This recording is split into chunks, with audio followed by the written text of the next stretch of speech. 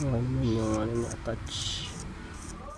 Yan po, dumating na yung order nating LCD na Infinix Smart 9. Nandun ang balot ng karton. Safe yung ano natin LCD. May libre yung mga B7000. Sa gitna pa. Oops. So yun siya. Yung quality niya. Yun, maganda, nakabakal yung ano nito. So yan, kabit na natin. Ba-desid. Ano ang desid to? Dito ko siya ilalagay. Sira na yung screen, basag. Wrap ko lang. Tapos kalsin ko itong cover. So yung pagtanggal niya, ito, tanggalin yung dikit, tapos tanggalin ito. Kunti pa. Try ko nga ito. Yan. Suot ko. May dikit sa gitna. Lakas ang dikit mo. Yun. So, tanggalin ko yung mga tornilyo.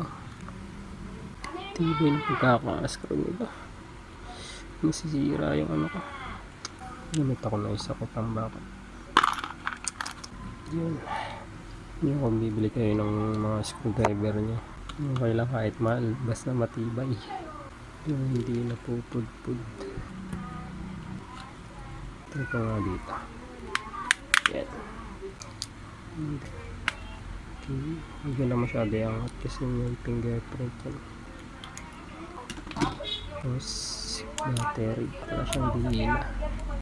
Wala. Hindi ko talaga ito ma-perfect. Ayan. Ito na lang. Lagyan ko nga. Yan. So, testing muna natin kung gagana yung LCD.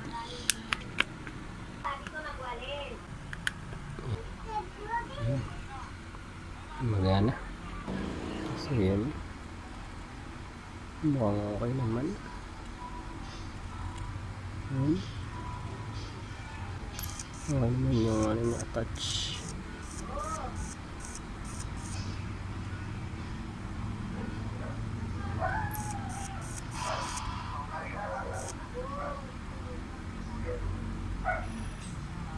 Okay.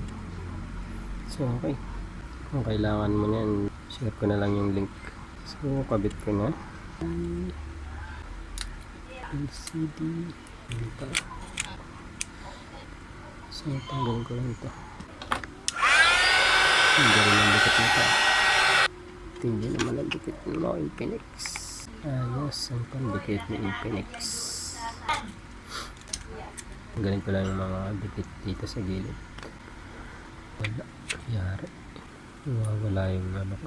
Double-sided tape. Biya ko na lang na nakaganyan. Okay. Pasok ka.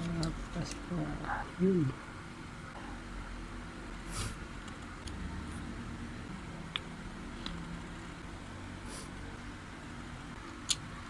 Tingin ko lang. Mount ko na.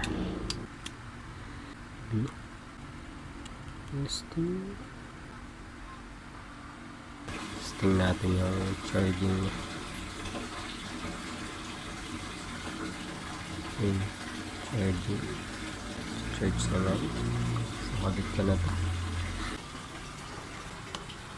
Cool. Pahirapan yung camera dito.